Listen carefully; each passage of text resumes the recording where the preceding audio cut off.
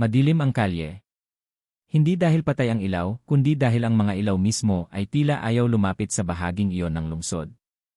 Sa ilalim ng isang lumang tulay, umuulan ng pino, at sa bawat patak ay kita ang isang binatang halos mawalan ng anyo sa kaputikan ng paligid. Si Angelo iyon, nakaluhod, duguan ng labi, hawak ang sariling tiyan na parang pilit tinatago ang hiwa ng mundo laban sa kanya. Sa tabi, may plastik na supot ng tinapay na nabutas, kumalat sa semento. Hindi siya magnanakaw ng mamahalin ngayong gabi, isang tinapay lang, para mabuhay. Sa di kalayuan, sumisigaw ang isang tindera, magnanakaw. Hulihin yan! Tumulog ang yabag ng mga nag-uusisang tambay, may ilan pang humabol. Ngunit bago pa man makalapit ang mga kamay na puno ng galit, dumating ang ibang tunog, isang pito. Matinis. Utos. Bitawan siya. Isang babae, nakaitim na jacket na may tatak ng ing, humarang sa pagitan ng binata at ng mga habol.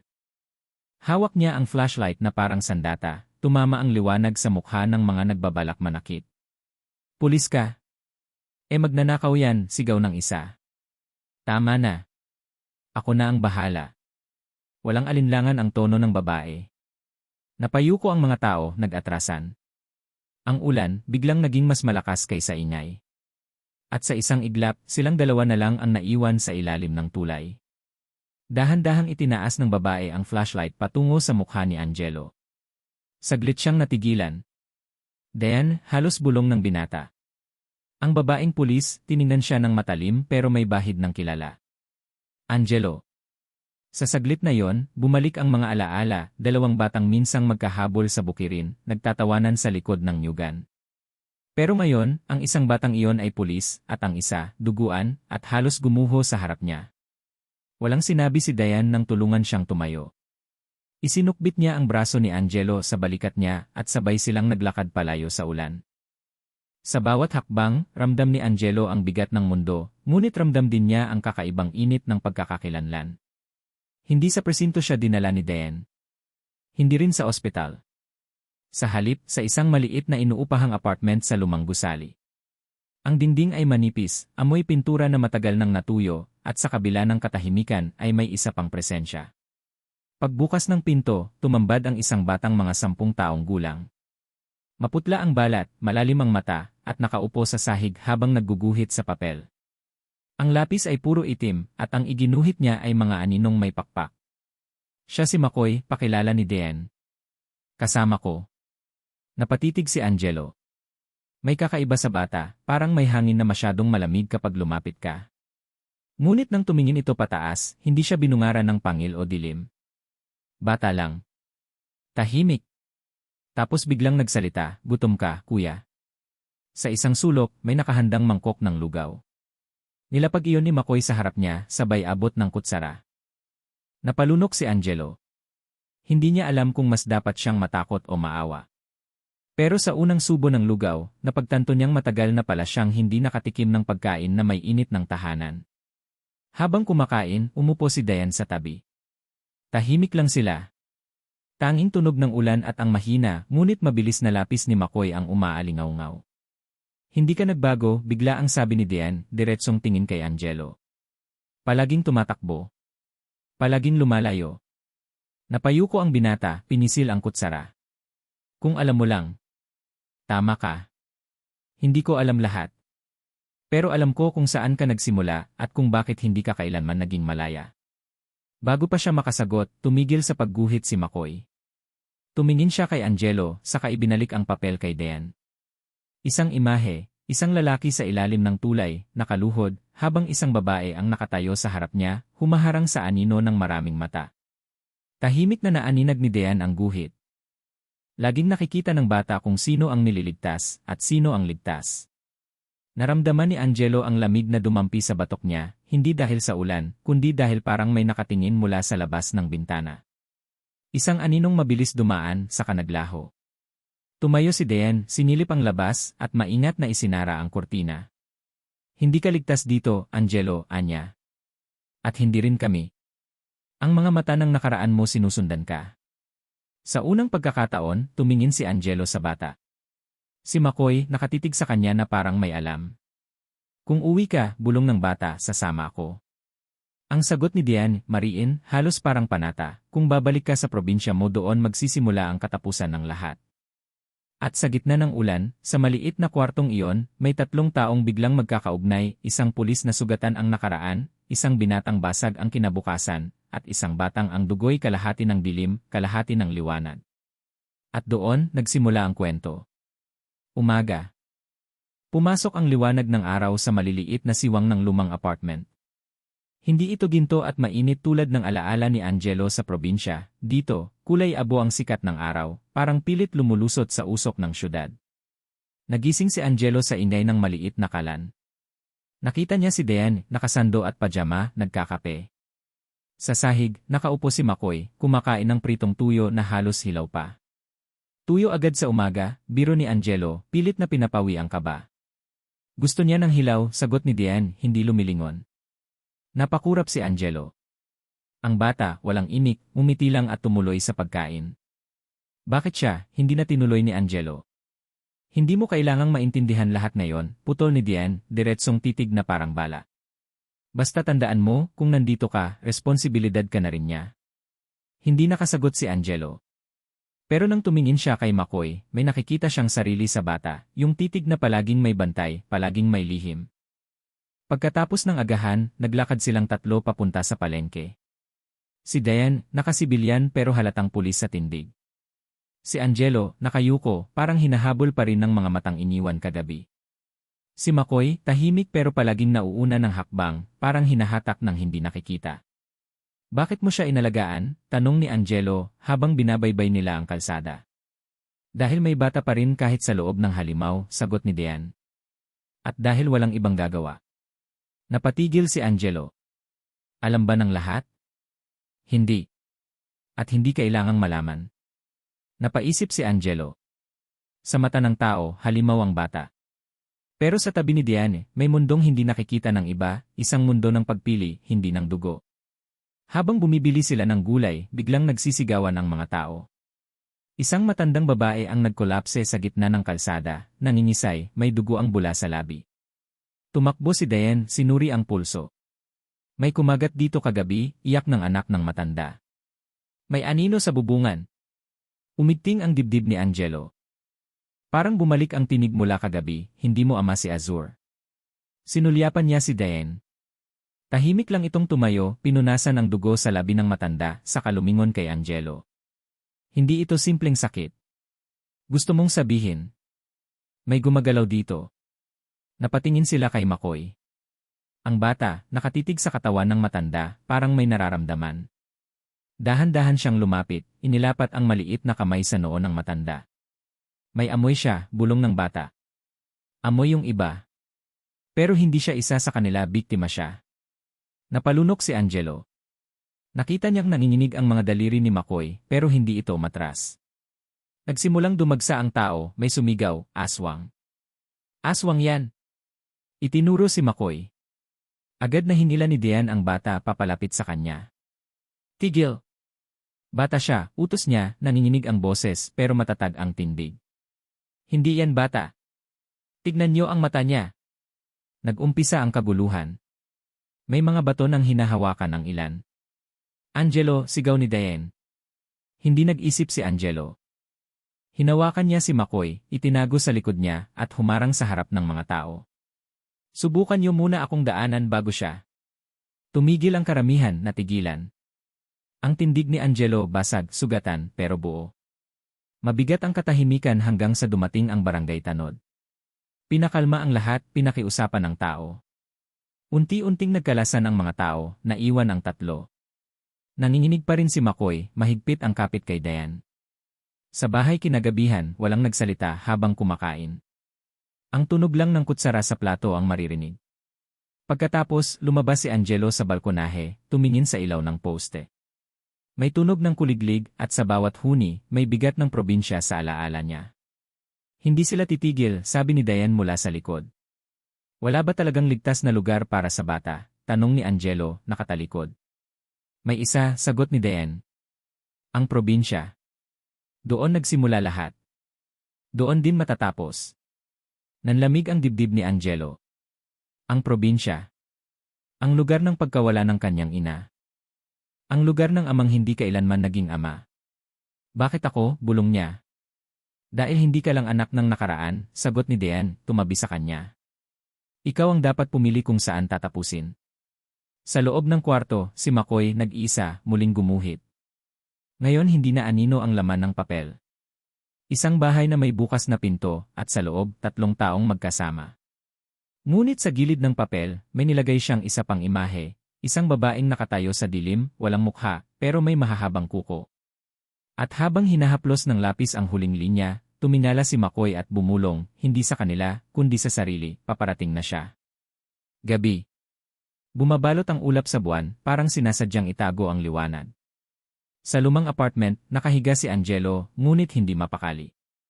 Sa bawat pagdilat niya, naririnig niya ang bulong mula sa labas ng bintana, mahina, pabalik-balik, hindi mo ama si Azur, umupo siya, pawis na pawis.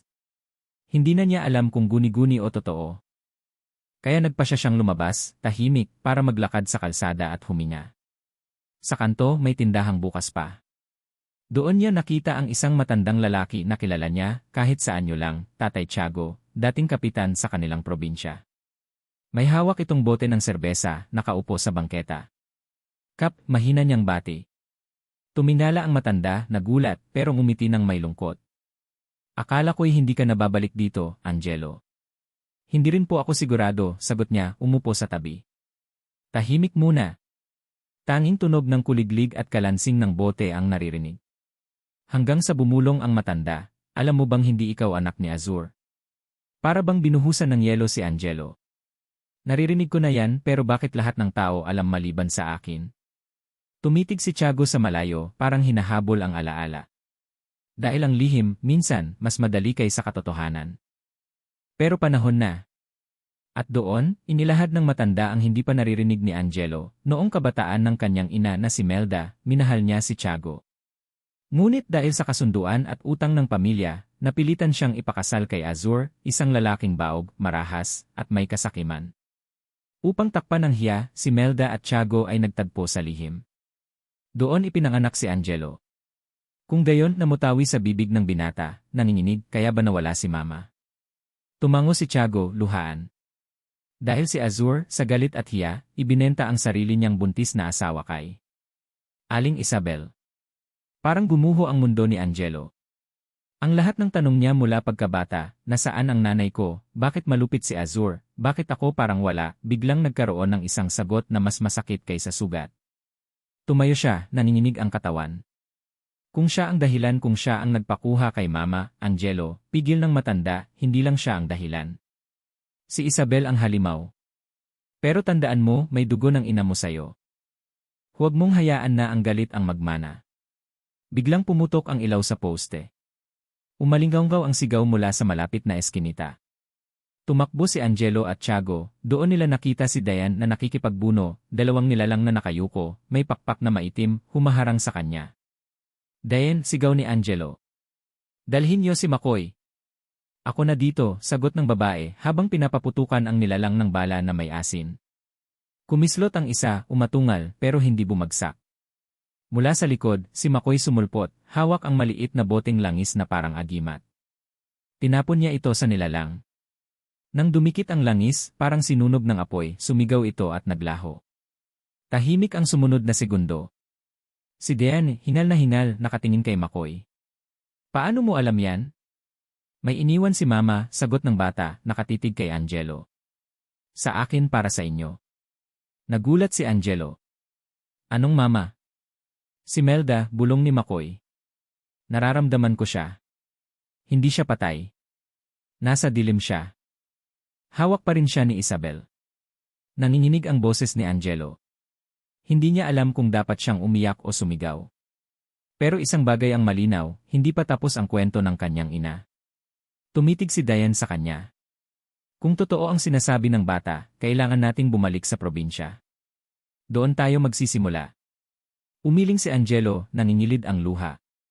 Kung totoo nga, ibig sabihin buhay pa si Mama. At kung hawak siya ni Isabel, mas malakas siya kaysa dati, putol ni Tiago. Nagtagpo ang mga mata ni Diane at Angelo. Sa unang pagkakataon, pareho silang walang kasiguruhan, pero pareho ring alam, ito ang hindi na nila kayang takbuhan. Sa dilim ng eskinita, muling sumipol ang hangin.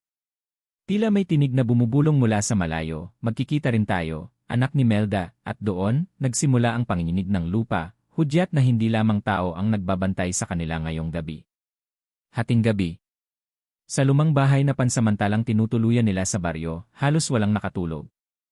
Tahimik na naglalakad si Angelo sa pasilyo, hawak ang lamparang kumikislap, habang sa dibdib niya mabigat ang bawat hininga. Sa bawat dingding na may lumang basag na larawan, naroon ang mukha ng kanyang ina, nakangiti, ngunit ngayoy parang nanlilisik sa kanya, para bang humihingi ng tulong. Sa sala, naroon si Dean, nakapikit pero hindi natutulog. Nasa tabi niya si Makoy, nakayakap sa kumot, ngunit balisa. Hindi sila titigil, wika ni Dean, halos pabulong. Hindi rin ako titigil, sagot ni Angelo, nakatitig sa bintana. Kung hawak pa ni Isabel si Mama, hindi ako pwedeng manatiling nakatago rito. Nagmulat si Makoy, pinilit mumiti. Kung pupunta ka, sasama ako. Hindi, mabilis na sagot ni Angelo. Bata ka pa. Hindi mo alam, mas alam ko kaysa sayo, putol ng bata. Ramdam ko siya. Naririnig ko siya sa dilim. Napatingin si Angelo kay Dean, para bang humihingi ng sagot. Ngunit mahigpit ang boses ng babae, kung sasama siya, dapat tanggapin mo. Hindi na siya ordinaryong bata, Angelo. At kung totoo ang sinasabi niya, baka siya lang ang paraan para makita natin si Melda. Kinabukasan, tinipon sila ni Tatay Tiago sa maliit na kapilya.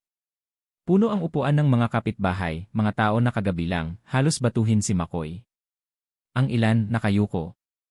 Ang ilan, galit pa rin. Tumayo si Dayan sa gitna.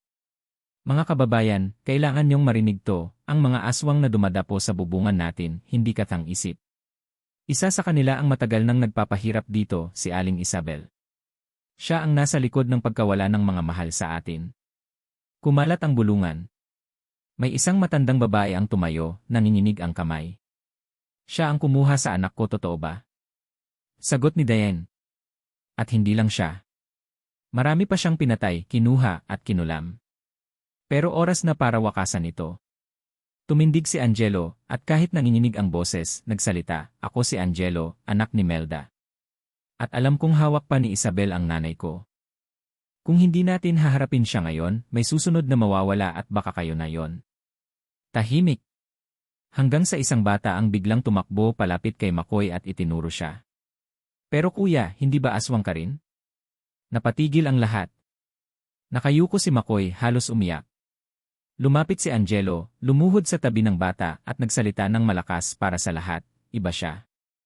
May dugo siyang hindi natin maintindihan. Pero siya ang nagligtas sa amin.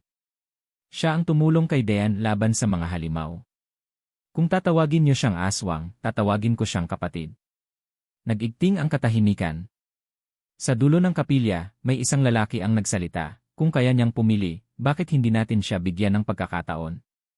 Unti-unti, humupa ang galit. May ilan pa ring nag-alinlangan, pero hindi na kasing bigat kagabi. Paglabas ng kapilya, lumapit si Dean kay Angelo. Alam mo ba ang ginawa mo? Kung pumalpak yon, baka kayo na ang sunugin. Napangiti si Angelo ng mapait. Kung ganun man, mas mabuting ako kaysa siya. Tumitig si Dean, nakikita ang pagbabago sa mata ng binata, hindi na lang sugat ang ulila, kundi taong handang magsakripisyo. Ngunit bago pa sila makapagpatuloy, biglang lumamig ang hangin. Ang mga aso sa baryo ay nagsabay-sabay na tumahol, parang may kasunduan. Dumaan ang isang aninong mabilis sa ibabaw ng bubungan ng kapilya, mahaba ang kuko, kumakaway ang mga pakpak. Siya na yon, bulong ni Makoy, namumutla. Si Isabel. Umalinggaw ang sigaw ng mga tao. Mabilis na kumilos si Dean, hinila sina Angelo at Makoy. Hindi pa ito ang laban. Pero alam niyang naghahanda tayo. Bakit siya nagpapakita? Tanong ni Angelo habang tumatakbo sila. Dahil ayaw niyang makarating tayo sa totoo, sagot ni Dean, humigpit ang hawak sa baril. At dahil alam niya, takot ka pa rin. Tumigil si Angelo sa gitna ng daan, humarap sa madilim na langit, at sumigaw, hindi ako takot. Ngunit sa mismong sagot ng hangin, narinig niya ang halakhak, malamig, mapanukso, parang patalim na nakabaon sa dibdib. Lahat kayo magiging akin. At doon, nagsimulang magkulay dugo ang buwan. Ang gabi parang sugat na bumuka. Ang buwan, pulang-pula, tila mata ng halimaw na nakamasid sa baryo. Sa bungad ng yungib, naroon sina Angelo, Dian, Makoy, at Tatay Tiago, kasama ang ilang matatapang na taga-baryo. Naghahawak sila ng sulo, asin, at lumang langis na amoy kamangyan. Tahimik, maliban sa ihip ng hangin na parang humahalakhak. Sigurado ka ba rito? Tanong ni Dian, hawak ang baril na nanginginig ang dulo. Kung nandyan si Mama, hindi ako aalis hanggang hindi ko siya nakikita, sagot ni Angelo. Pumasok sila. Sa loob ng yungib, basang-basa ang lupa, kumikislap ang mga pader na parang dugo ang dumadaloy dito. Ang bawat hakbang ay may tugon, kaluskos, bulong, huni ng mga pakpak. Hanggang sa isang tinig ang umalingaw-ngaw, pamilyar at malamig. Anak, napatigil si Angelo. Sa dilim, may isang figura, si Melda, ang ina niya, payat, maputla, nakagapos sa ugat ng punong tila buhay. Ang tiyan niya ay may peklat, parang ninakawan ng sanggol.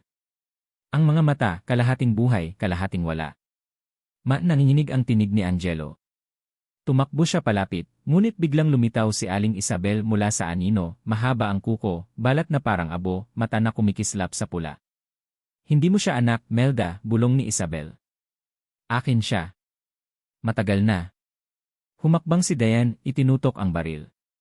Bitawan mo siya, Isabel. Tumawa ang halimaw, halakhak na parang pumuputok ang bato. Kayo, mga batang iniwan ng matatanda, naglalakas loob kayong husgahan ako. Hindi ako halimaw. Ako ang naniningil. Ang dugo ng mga taksil, ang utang ng mga duwag, ako ang humakain yan. Nagpaputok si Dian, tinamaan sa balikat si Isabel. Kumislot ito, sumigaw, ngunit hindi bumagsak. Hindi niyo ako masusunog sa bala at asin lang, singhal nito. Biglang gumalaw si Melda, lumingon kay Angelo. Anak, huwag. Napahinto si Angelo. Ma, huwag ano. Iligtas kita. Lumuluha ang ina. Hindi na ako maililigtas. Matagal na akong nasa pagitan.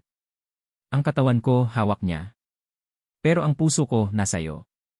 Nagpasiklab ng galit si Angelo, hinugot ang punyal na may langis. Kung hindi kita maililigtas, mapapatayin ko ang halimaw na kumulong sayo.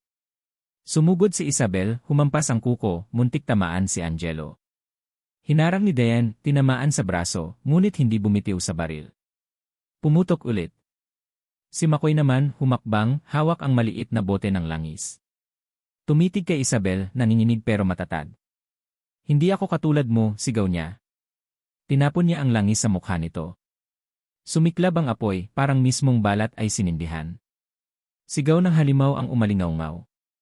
Nanginginig ang lupa, nagbagsakan ang mga bato sa kisam ng yungib. Sa gitna ng kaguluhan, humabol si Angelo kay Melda, pinilit tanggalin ang mga ugat na nakagapos dito. Mama, tatakas tayo. Ngunit humawak ang kamay ni Melda sa kanya, mahina, malamig. Anak, ako ang kabayaran. Hindi mo na ako madadala. Hindi. Hindi ko hahayaang manalo siya. Kung gusto mong tapusin ito, gamitin mo ako. Nanginginig si Angelo. Ano ibig mong sabihin? Ang langis, ipahid mo sa akin. Ako ang sisidlan niya. Kapag ako ang sinunog, matatapos siya. Nabingi si Angelo sa sinabi. Hindi siya makapaniwala. Ang sariling ina, hinihingi na siya mismo ang pumatay. Umiiyak si Angelo, lumingon kay Dian. Hindi ko kaya lumapit si Dian, hinawakan ang kanyang kamay. Hindi mo siya papatayin, Angelo. Pinalalaya mo siya. Humigpit ang hawak ni Angelo sa punyal. Lumapit siya kay Melda, pinahid ang langis sa kanyang balat. Agad na kumalat ang apoy mula sa sugat, bumalot sa katawan ng ina. Sa gitna ng apoy, sumigaw si Isabel, nakikitang parang hinihila palabas mula sa laman ni Melda. Hindi. Hindi niyo ako maaalis. Ngunit sa wakas, humawak si Melda kay Angelo, huling beses. Anak, tandaan mo, hindi ka galing sa dilim. Ikaw ang liwanag. At sumabog ang apoy, nilamon si Isabel, nilamon ang yungib. Nagsitakbuhan ang mga tao palabas, pero sina Angelo, Dian, at Makoy ay tumakbo rin, halos hindi makahinga. Sa labas, nakita nila ang liwanag na sumiklab mula sa bunganga ng kuweba, apoy na parang bituin, umaangat sa langit. Tahimik. Wala nang sigaw. Angelo, nakaluhod, humahagulgol. Mama, si Dian, lumapit, hinawakan ang kanyang balikat. Tinubos ka niya, Angelo. At tinapos niya ang lahat. Si McCoy, nakatingin sa langit, luha ang bumulong, hindi na ako mag-iisa. At sa wakas, bumagsak ang pulang buwan sa likod ng ulap, nag-iwan ng isang simpleng gabi. Tahimik, malamig, ngunit malaya. Makalipas ang ilang araw, muling nagliwanag ang baryo. Ang mga aso, tahimik na nakahiga sa kanilang mga tarangkahan. Ang hangin, hindi na kasing bigat ng dati. Para bang sa unang pagkakataon, ang gabi ay simpleng gabi lang. Ngunit sa loob ng katahimikang iyon, naroon pa rin ang bigat ng nawala. Nakatayo si Angelo sa gilid ng ilog kung saan siya minsang nagtatago bilang bata. Sa kamay niya, isang maliit na kahon na yari sa kahoy. Sa loob nito, isang piraso ng tela ng kanyang ina, ang natira matapos lamunin ng apoy. Hindi ko pa rin alam kung paano mabubuhay na wala ka, bulong niya, nakatingin sa agos ng tubig. Pero alam ko na kung saan ako magsisimula. Dahan-dahan niyang ibinaba ang kahon sa ilog. Inano dito ng agos, palayo-palayo, hanggang sa mawala sa kanyang paningin. Sa wakas, hindi na siya humahabol sa tanong ng nakaraan. Sa kabilang pampang, naroon si Dean at si McCoy. Tahimik silang nakatingin, hinahayaan siyang magpaalam. Nang lumapit si Angelo, ninisyan siya ni Dean, pagod ngunit buo. Hindi natapos ang lahat kagabi, sabi ng babae. Pero natapos ang impyerno. Tumango si Angelo. At nagsimula ang bago. Si McCoy humawak sa kamay nila. Totoo ba, kuya, pwede na akong maging normal? Napangiti si Angelo, iniluhod ang sarili para tumingin sa mata ng bata. Hindi mo kailangang maging normal. Tao ka na, McCoy. Sa lahat ng paraang mahalaga. Nagniningning ang mga mata ng bata, at sa unang pagkakataon, umiti siyang walang alinlangan, lumipas ang mga linggo. Unti-unting bumalik sa baryo ang mga tao na dati natatakot. Sa kapilya, may mga dasal ng pasasalamat. Sa plaza, may mga batang muling naglalaro sa gabi. At si McCoy, sa halip na pagtakutan, unti-unting tinatanggap bilang bahagi ng kanila. Si Tatay Tiago, payapang naglakad sa gilid ng palengke, binati si Angelo. Hindi ko na mababawi ang lahat ng mali, anak. Pero kung papayagan mo, magsisimula ako ngayon. Saglit na katahimikan, tapos iniabot ni Angelo ang kamay. Hindi bilang kapitan. Bilang tatay. Nagtagpo ang kanilang mga palad, at sa unang beses, hindi na ito hawak ng hiya kundi ng pag-asa. Sa huling gabi bago sila bumalik sa lungsod, naglakad sina Angelo, Dean, at McCoy sa dating bahay na iniwan nila. Malinis na ang bubong, wala ng kaluskos. Sa pinto, nakatayo si Angelo, nakatingin sa loob. Marami pa ring sugat, sabi niya. Pero siguro, ito ang tahanan natin ngayon. Si Diane, ngumiti. Ang tahanan ay hindi sa dingding o bubong. Sa taong kasama mo. Pumasok silang tatlo. Ang lampara ay muling sinindihan, at sa dilim, may bahagyang liwanag. Hindi apoy ng galit, kundi apoy ng pag-asa. At sa kalangitan, muling lumabas ang buwan, hindi na pula, kundi maputi at malinaw. Tahimik itong nakatingin sa kanila, para bang isang ina na nagbabantay mula sa malayo. Si Angelo, tumingin pataas, bulong sa hangin, salamat, mahuwag kang mag-alala, gagawin naming ligtas ang mundo na iniwan mo. At sumagot ang gabi, hindi sa sigaw, kundi sa katahimikan. Isang katahimikan na hindi na nakakatakot, kundi nagsasabing tapos na.